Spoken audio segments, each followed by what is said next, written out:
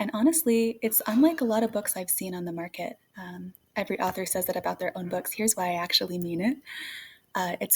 It promotes awareness about trauma and grief, especially around Christmas time. Can be used any time of the year. If you want a lighthearted, fun little Christmas book, I already wrote it. It's called The Perfect Peace of a Newborn Baby. As for this one, it ships within 1 to 2 days, and you can get it on Barnes & Noble. The link's in my description here. It's $7. Kids love to hold on to something, and they love being able to refer back to it, especially in the middle of the night when their thoughts are racing. So I highly recommend getting this book as a last-minute Christmas gift or New Year's gift. Here we go. Joe sat to frost a gingerbread home. He once did this with his favorite cousin, but she passed away last year. Joe was sad to do this alone. His heart filled with grief as she wasn't there with him, but he quickly remembered she's in her heavenly home. He missed the 4 seasons of family fun. He reminisced having cousins his age. There were water balloon fights, bumpy hay rides, snow angels, and backyard games played. He spoke with the big kids and the adults in their cliques, and the family members willing to play. The adults in his life were preoccupied with current events, conflicts, and shame. He tried to connect, to get them to smile, to get them to have a good day. Opinions, differences, and choices made in haste pierced louder than the TV's political debates. Grumpy Gregory, drunk Uncle Chuck, Auntie Ammo, and grandfather shook up. Family drama, phenomena. Christmas chaos, Daddy's last straw. Volume, broken dishes, hearts all beating fast. Forget what you're doing, just run while you can. Fast rubber boots, neighbor's evergreen tree. Joe climbed up and stayed calmly hidden. Rock-a-bye, sweet baby. Joe spied through the window from up in that tree. His gingerbread man was broken and in need. The arm had been eaten and could not reattach. Joe daydreamed about life as a gingerbread man. He dreamed of a land that he once decorated, with gumdrops as bushes and swirled peppermint steps, with cotton candy clouds and sprinkles as grass, with frosting as corners for the kids in timeout, with beaded rooftops and colors that pop. A gingerbread home, a sugary place, as sweet as can be, the sweetest escape. The fondant made green pastures, it had blue licorice waters. A fountain of milk and honey cascaded the center. Joe sat and imagined himself in that place with a sugar-high sprint and a fondant-made cape.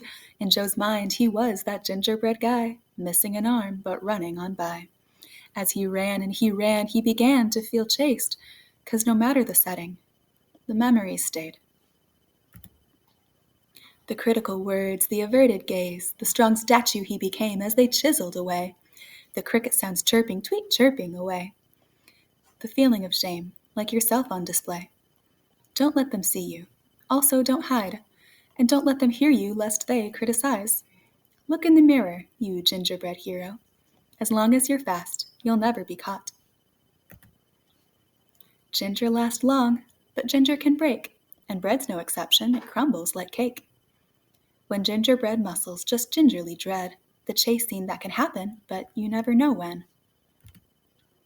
Joe found himself running on a sugar high, running from the bad guy, running on disassociations, grief, and getting by.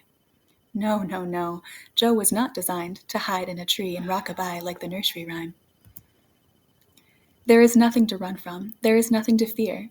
These trifling truffles will soon disappear.